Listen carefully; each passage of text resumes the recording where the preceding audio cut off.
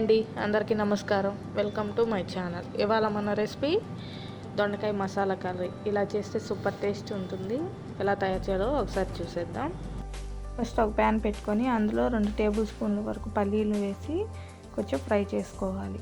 అవి కొంచెం ఫ్రై అయ్యాక అందులో 1 టేబుల్ స్పూన్ నువ్వులు, అలాగే 1 టేబుల్ స్పూన్ ధనియాలు, 1 టీ స్పూను జీలకర్ర, 1/2 టీ స్పూను మెంతులు, అలాగే 2 యాలకులు, 4 లవంగాలు, 1 దాల్చిన చెక్క వేసి, అలాగే 4-5 చిన్న కొబ్బరి ముక్కలను కూడా వేసుకొని మంచి ఫ్లేవర్ వచ్చేంత వరకు ఫ్రై చేసుకోవాలి.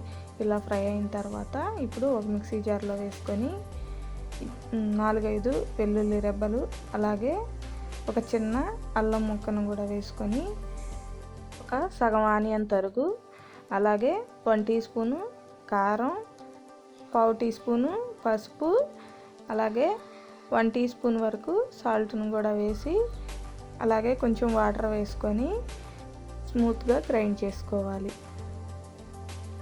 ఇలా ఈ విధంగా గ్రైండ్ చేసుకొని మసాలాని పక్కన పెట్టుకుందాం.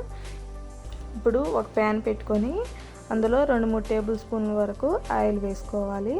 ఆయిల్ వేడయ్యాక 1 టీ స్పూన్ ఆవాలు, 1 టీ స్పూన్ జీలకర్రని, అలాగే 2-3 పచ్చిమిర్చిని సన్నగా తరిగి వేసుకోవాలి. అలాగే కొంచెం కరివేపాకును కూడా వేసుకొని కొంచెం ఫ్రై అయ్యాక అలాగే ఒక పెద్ద ఉల్లిపాయని సన్నగా తరిగి వేసుకోవాలి. ఆ ఉల్లిపాయ కొంచెం పచ్చివాసన పోయేంత వరకు ఫ్రై చేసుకోవాలి. ఈ విధంగా ఫ్రై అయిన తర్వాత ఈ విధంగా కట్ చేసి పెట్టుకున్న దొండకాయలను ఇప్పుడు అందులో యాడ్ చేసుకోవాలి. ఇలా యాడ్ చేసుకొని మూత పెట్టి ఒక 10 నిమిషాల పాటు మగ్గించుకోవాలి.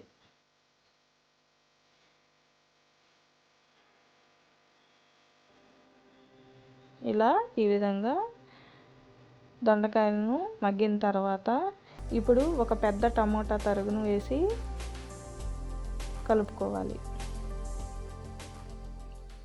ఆ టమాటా కూడా బాగా మగ్గేంత వరకు మూత పెట్టి ఒక 5-6 నిమిషాల పాటు మగ్గించుకోవాలి.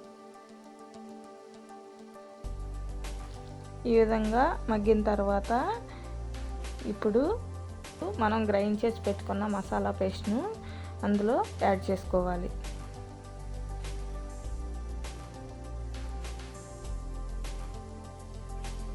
ఈ విధంగా మసాలా పేస్ట్ను మొత్తాన్ని వేసుకొని మొత్తం బాగా కలుపుకున్న తర్వాత ఇప్పుడు 1 కప్పు వాటర్ను కూడా యాడ్ చేసుకొని అందులో ఒక 1/2 టీ స్పూన్ కారం, అలాగే ఒక 1/2 టీ స్పూన్ పసుపు, అలాగే టేస్ట్కి సరిపడినంత సాల్ట్ను కూడా వేసుకొని మొత్తం అంతా బాగా కలుపుకొని మూత పెట్టి ఆయిల్ పైకి వచ్చేంత వరకు బాగా ఉడికించుకోవాలి. ఆల్రెడీ మనం మసాలా పేస్ట్లో కూడా కారం, పసుపు అవి వేసుకున్నాం కాబట్టి చూసుకొని మీకు ఎంత కావాలో వేసుకోండి. అంతేనండి. ఇలా ఈ విధంగా ఆయిల్ అంతా కూడా పైకి వచ్చి అంతవరకు ఉడికిన తర్వాత ఇప్పుడు కొంచెం కొత్తిమీరను కూడా యాడ్ చేసుకొని బాగా కలుపుకున్న తర్వాత స్టవ్ ఆఫ్ చేసేసుకోవటమే.